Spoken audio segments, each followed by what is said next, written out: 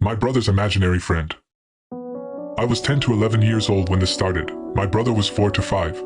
Like most kids, Kyle too had an imaginary friend. And like most kids with imaginary friends, Kyle had given his a name with distinctive physical features. If I remember correctly, the friend's name was Bosco. Bosco was short, pudgy, and had a gray beard. My parents thought it was a bit strange that Kyle's imaginary friend would be an adult man, but they didn't dwell on it too much. Bosco quickly became a part of our daily routine.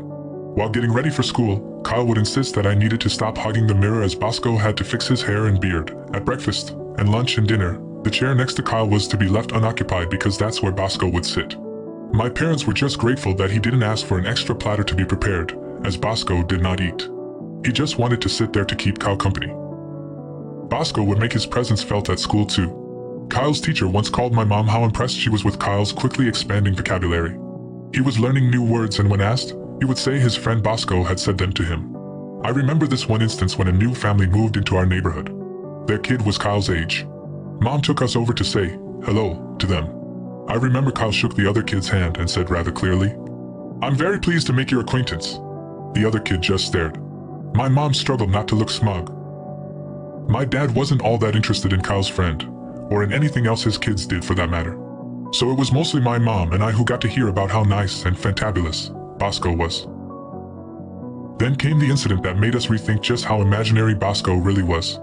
One day, Kyle and I were waiting at the bus stop just outside of school for Mom to pick us up. This place always had a lot of parents and kids around, so it was safe. Suddenly, Kyle began pulling on my arm, telling me he wanted to go to the store across the street and get a candy bar. I told him we could get one when Mom got there, but he just wouldn't listen. He pulled on my arm almost frantically and kept saying he needed a candy bar now. I gave in and walked with him to the store, all the while telling him if Mom got mad at us, it would be his fault. The moment we had crossed the street, the driver of a bus lost control of the vehicle and mowed down a bunch of people at the bus stop. It was like a scene from a movie. I was in a state of shock while Kyle started crying. When my mom got there, she hugged us for what seemed like an eternity. She knew we could have been among the people who were crushed. Once we had gotten home and had calmed down, she asked me why we had crossed the street. I told her about Kyle wanting a candy bar. She questioned Kyle, who told her he didn't really want a candy bar. Bosco did. And he's the one who told Kyle to get me to go to the store with him. My mom turned pale. For some time after that, life went on as usual. Mom now asked Kyle about Bosco quite regularly.